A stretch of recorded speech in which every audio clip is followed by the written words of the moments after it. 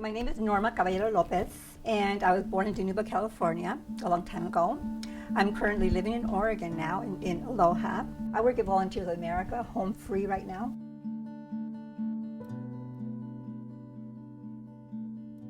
It's a small organization, but we serve a lot of women. My work is very, very important, to me and to other people that I work with. I think that it's important because a lot of times we don't know what domestic violence is. If you're being hit or slapped or cussed at or humiliated, a lot of times women don't know. They think it's just normal.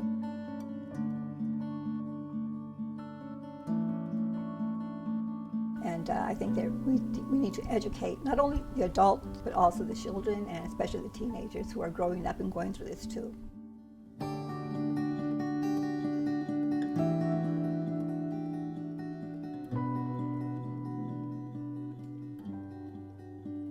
My mother, her name is Dolores Murillo, and her married name is Caballero.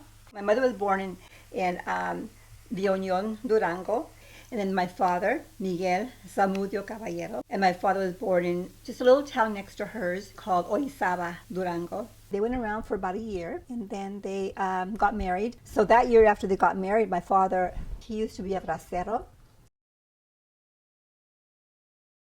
My mother went with my father to the camp where the braceros lived. My mother was already pregnant at that time, and so he crossed her over the river in a inner tube.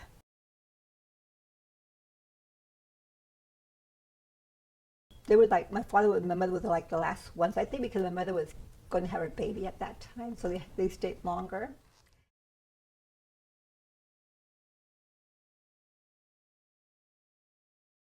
An agent, I think it was an immigration agent or someone came knocking on all the doors to make sure everybody was gone. And then he came to my father's little cabin, knocked on the door, my mother opened the door, and he says, "You guys are in trouble, you guys have to leave right now." My oldest sister was born at that time, so she started crying, tiny little infant crying, and so he says, "Is that a baby crying?" And my father said, "Yes, it's our daughter, Delia." And so the agent said, "Well, she's a U.S. citizen, you cannot take her to Mexico." And so my father and my mother were kind of scared. They thought they were going to take her away from them. But instead he said, "Tomorrow come to my office or you're going to be deported." And so they did. They were afraid, but still they went. And they waited a long time at their office. But finally they called him in. They talked to him, to both my mother and my father. And by the time the day was over, they had their green card.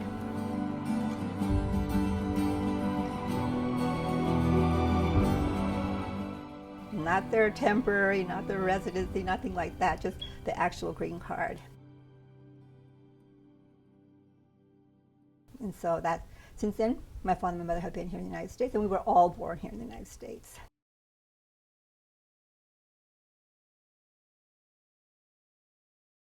I think we left Cutler area when I was, I went to kindergarten there, so I must have been like 6 years old when we moved to Hillsburg, another place probably about a few hundred miles away.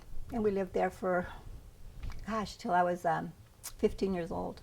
It must have been like 1968 when we stayed here.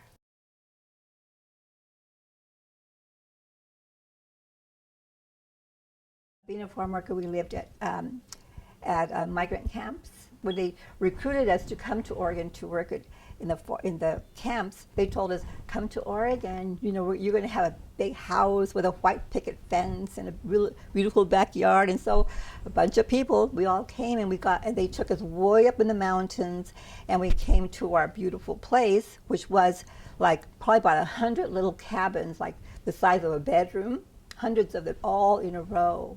And the little picket fence was just a barbed wire fence all around the camp and stuff. We had to wake up really early in the morning, at 4 o'clock in the morning, to be at work at 5:30. And so everybody had to be at the fields at that time. And if you were late, they would close it and you couldn't come in anymore. And if you made it on time, you could work, but you couldn't get out until they opened the fence, which was about 7 o'clock in the evening. So just going through that experience and then being around that environment, it just made you appreciate what you have, who you are, your parents and stuff and friendship. Who I am is always going to be a mother, and the best part of being a grandmother, but I'm a social worker. I work in domestic violence, helping survivors do what they have to do in order to become self-sufficient. Again, what I do usually with women is women who is in domestic violence calls our hotline or something. They get referred to me.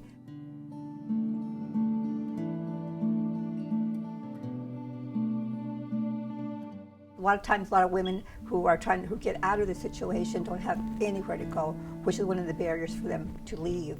So fortunately, we have that, and we can help them get into a housing temporarily until they get a job and earn enough money to take care of themselves and their kids.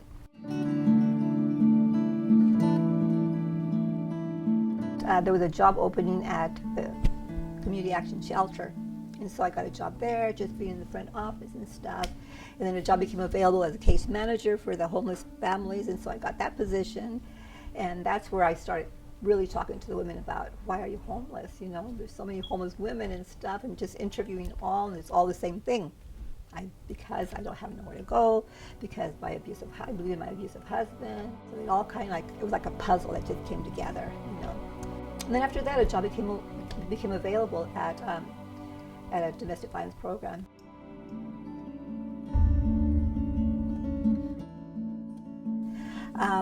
I've been working this kind of job for about 23 years.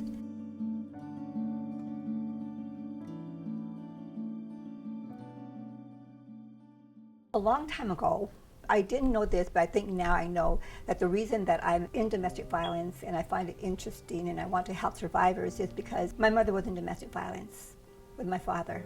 He was a very abusive person. He would come home drunk and he would, abuse of her. We all knew it. I was 5 years old, and one day we were in Mom's room, sitting on her bed. We heard the door slam closed, and then my mom says, "Hurry, hurry, go to your rooms."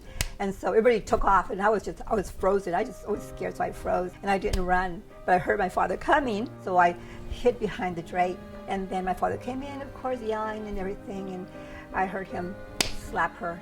And so I was terrified. That really impacted me forever and ever to this day.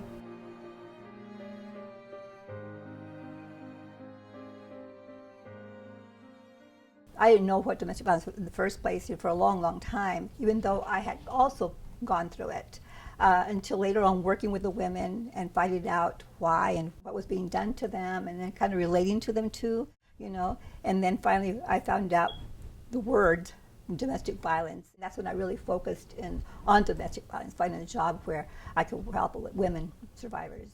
I think that we all just need to value each other, who we are, where we come from, different places, and meet each other where we are, and stuff. Whether it's white, Latino, black, or whatever other culture. For instance, being involved when Sister Chavez was here, getting involved with that. You don't have to just be Latina or be a farm worker to be involved in that. We're all the same. We're all the same. We all have our different sufferings. We all have our different problems, our different successes, and nobody is better than anyone.